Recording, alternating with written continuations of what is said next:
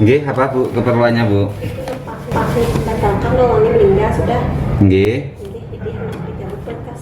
Oh, berkas pembatalan. Yang meninggal ini siapa sampean? Meninggal Pak. Suami, Mengenal ulun. Ma, Yang ulun. paman. Terus istrinya nggak ada? Istrinya ada. Terus kemana istrinya? Di rumah anu tuh anak sendiri ini halus lah. Jadi ulun Heeh. ini anaknya Pak. Oh, anaknya. Memang ada ya. Kapan meninggalnya? 4 bulan. Bisa ke sini aja sambil supaya lebih jelas. Jadi yang pertama gitu atas nama kantor Kementerian Agama Kabupaten Tanah Laut. Maaf ya, tadi ada sekedar iklan lewat itu ya. Kami sampaikan turut bela sungkawa dengan telah meninggalnya salah satu pendaftar haji kita. Semoga diampuni segala dosanya dan ditempatkan di tempat yang mulia di sisi Allah Subhanahu wa taala. Dan keluarga yang ditinggalkan untuk selalu diberi kesabaran dan kekuatan dalam menjalani kehidupan yang lebih baik. Adapun di dalam proses ya namanya pembatalan ya, ini pembatalan itu kalau orang maaf yang daftar itu sudah meninggal, itu yang mengurus adalah ahli warisnya. Nah, ahli waris ada anak berapa? Ini kan ada istri ada anak berapa? 4. Nah kalau ibu oke mendampingi, tapi semuanya nanti bisa atas nama istri almarhum, bisa atas nama anak gitu. Jadi ada beberapa persyaratan yang perlu dilengkapi untuk proses pembatalan itu. Kalau pembatalan yang dilakukan oleh pendaftar ya cepat langsung selesai, tapi kalau pendaftaran pembatalan yang dilakukan oleh ahli waris itu ada beberapa persyaratan yang memang harus dipenuhi dulu, nanti baru selesai proses untuk pembatalannya. Jadi yang pertama adanya surat permohonan, terus yang kedua adanya surat keterangan kematian atau akte kematian, terus yang ketiga surat keterangan waris. Nah surat keterangan waris ini adalah berasal dari kepala desa. Nah jadi ahli warisnya almarhum itu ada berapa? Ahli warisnya ada istri, anak 3, berapa? Anak 4, berarti ahli warisnya ada 5. Nah itu dinyatakan oleh kepala desa. Nah, dan Mbak diketahui bujur-bujur betakon kan kamu bulik-bulik kan oleh camat ya kan. Nah jadi surat keterangan waris itu sampai ke kecamatan. Terus surat keterangan kuasa ahli waris. Nah surat keterangan kuasa ahli waris itu kalau tadi ahli warisnya 5 ya toh, istri anak kan 5. Nah itu memberi kuasa ke siapa? Satu.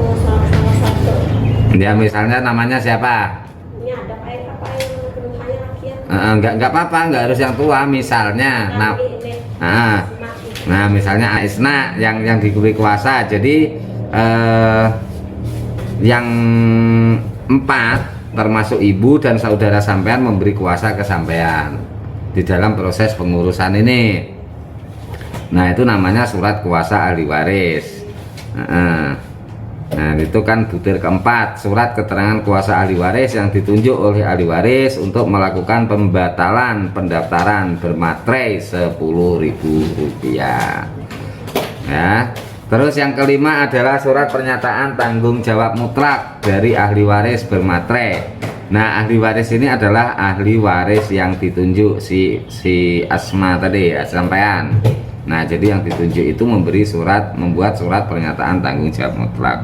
Adapun persyaratan yang keenam, bukti setoran, asli aplikasi setoran, surat pendaftaran. Nah itu kan ada di berkas pendaftaran. Fotokopi KTP yang terdaftar sebagai ahli waris, berarti 1, 2, 3, 4, 5 ya. Kan kelimanya. Nah itu. Hah? Ya, kan masih ada yang belum punya KTP? Ya, berarti ada akte. Nah, fotokopi buku tabungan yang masih aktif punyanya jamaah, punyanya almarhum. Fotokopi buku tabungan ahli waris yang masih aktif sesuai dengan bank jamaah haji yang bersangkutan.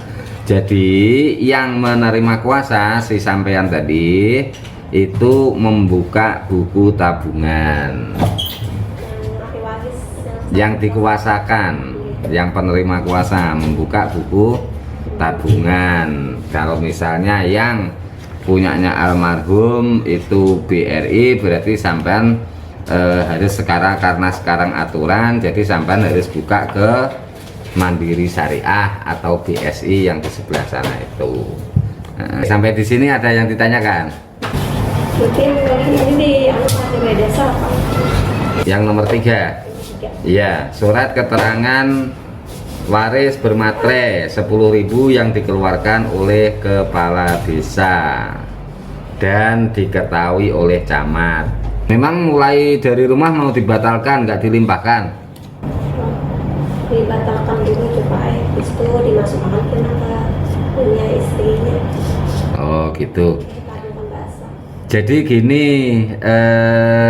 itu adalah aturan masa lalu ya. Jadi ada aturan terbaru, itu bisa pelimpahan namanya. Kalau misalkan bisa diantar ke anak.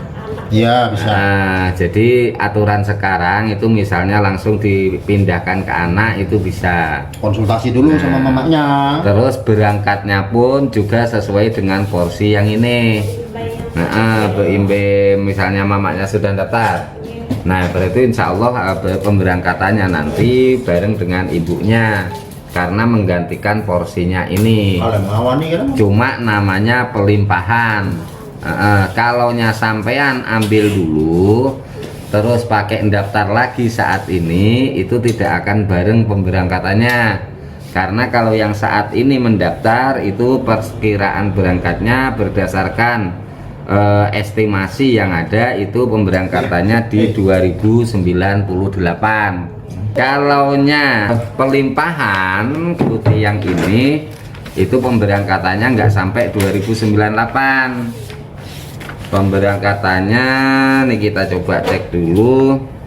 Jadi perkiraannya kalaunya almarhum itu akan berangkat hajinya di 2043